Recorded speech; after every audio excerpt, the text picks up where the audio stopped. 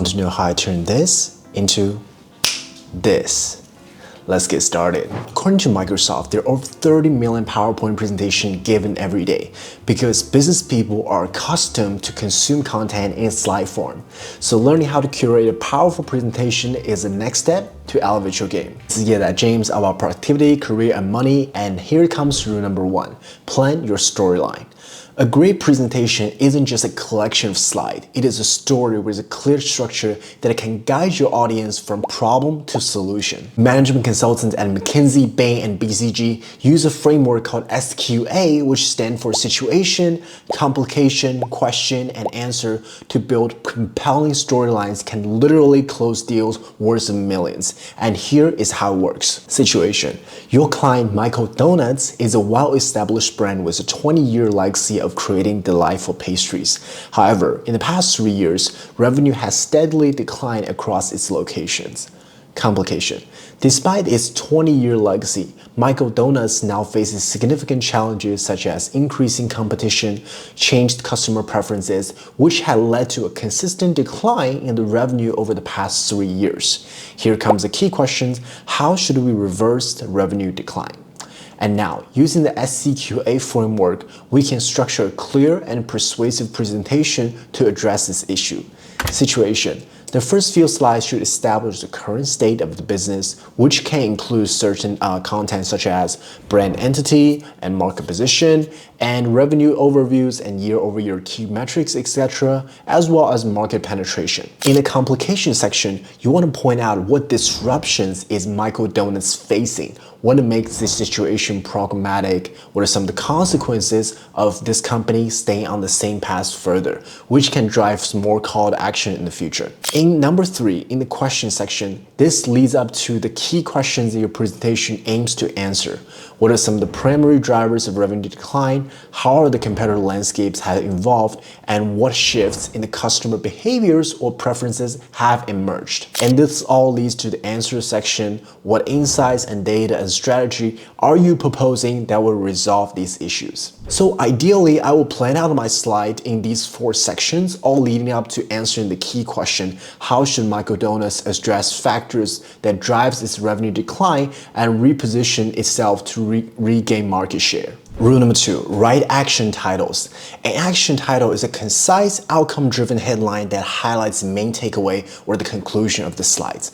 As someone who has worked as a digital ad strategist in tech over the past 3 years, I have given countless presentations for over hundreds of clients, including some of the really good ones. A common mistake that I've seen many presenters make is by overloading their slides with too many data without highlighting how the numbers are connected. So this approach could easily overwhelm the audience and makes it difficult for them to draw meaningful conclusions. And when these mistakes are made, you tend to lose your customers in the middle of the slide, which is definitely not ideal.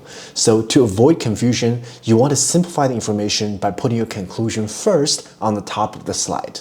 Knowing that, you can turn seemingly unclear titles such as California Breakfast Market into concise action titles like expanding into California could tap a new 50 million market opportunity for Michael Donuts. This answer-first approach is called top-down communication by top management consultants from McKinsey, BCG, and Bain. This is to ensure that most critical information gets delivered first, which can follow by more data points for the evidence, such as California launch market is worth $15 billion annually with a 10% year-over-year growth rate. Michael Donuts launch menu has 30% potential appeal across California's working professionals. Competitors in California's launch market have expanded a 20% boost in revenue after expanding to key metropolitan areas. Rule number 3, never displays any data in isolation. When you show data without context or comparison, it makes it hard for the audience to grasp the meaning behind it. So to make it impactful, you should always pair it with any category benchmark or the comparisons against competitors. So instead of showing that, oh, our campaign has resulted in 3% conversion rate, try this. Our 3% conversion rate outperforming the industry average of 2.5%, increasing efficiencies by 28%. So this means our current strategy is driving above average result and we should be continuing that campaign. So you can have your audience quickly understand the main takeaways and why it matters on what you're recommending. Rule number 4, talk less, listen more. According to recent studies conducted by Gone, which is a leading AI sales software company, after analyzing hundreds of thousands of sales pitches, they revealed that the most successful sales conversations actually occur when the presenter talks less than 40% of the time. So in fact, this means when the listener talks more than the presenter, they're actually more likely to accept your proposal. So this means as a presenter, the less you talk, the more likely you're going to control the conversation, keep the audience engaged, have them more likely to accept your proposal. Of course, this does not mean that sit awkwardly and staring into your listener. Never do that. Personally, I'm not a fan of sitting through an hour-long conversation only to ask all my questions at the end of Q&A slide.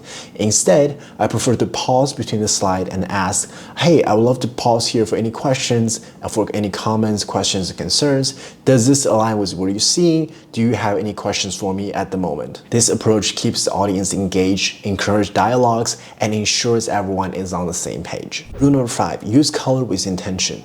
Notice that in these few slides, the presenter is actually using a consistent two-color theme, blue and orange, to distinguish between two different objects and highlighting key information. So in this one, the presenter shows that the cross-border data flows are actually surging, which is 40 times larger than what it was in 2005. Same logic here, the presenter used orange to show that data flows has a 2.6 trillion impact on GDP compared to other factors such as goods trade, migration, and FDI. So by consistently using one color to represent the data or the object highlighted, it actually creates a visual pattern that reduces cognitive load. So a strategic use of color improves readability, ensures clarity, and especially when there is a busy slide.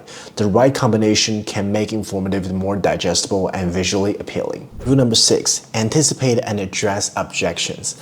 One hallmark of a great presenter is ability to think ahead and address potential questions or concerns before they arise. So by proactively tackling objections can show your audience that you have thought through these details, considered a different perspective, and you are prepared to handle challenges. This strengthens your credibility as a thoughtful and thorough presenter. So instead of leaving your audience with lingering doubts about your proposal, try to create an open space for discussion and to address potential risk as well as mitigation strategies. So this means that before you present, start by putting yourself in the audience's shoes. What questions and concerns may they have about your recommendation? What risks and challenges could they highlight? And once you identify these potential objections, try to dedicate a slide or a section of your presentation, each one, to address them head on. While it's unrealistic to anticipate that every possible concern, the goal is try to create an open forum where these issues can be discussed. Rule number 7, include a call to action slide. According to top sales professionals, the most effective presentations do not just inform, they drive action. A well-structured call to action ensures that audience knows exactly what you're after and exactly what to do next, whether that is approving a proposal, scheduling a follow-up, or making a decision on the spot. Very often, the presenter would deliver very compelling insights, but leave the audience wondering, what about now? Like, what is the next step? So without a clear CTA, even the best ideas can lose momentum. Your CTA should be very specific, actionable, and align with the goals with your presentation. Instead of ending with a vague, hey, let me know if you have any questions, consider a more direct approach. Based on our discussion today, are you comfortable with moving forward with this pilot program? Would you be able to schedule a follow-up meeting next call to finalize the details? And I would love your thought. Does this strategy align with your priorities, and can we move forward with this? So personally, I find presentation with a strong CTA leaves a lasting impression.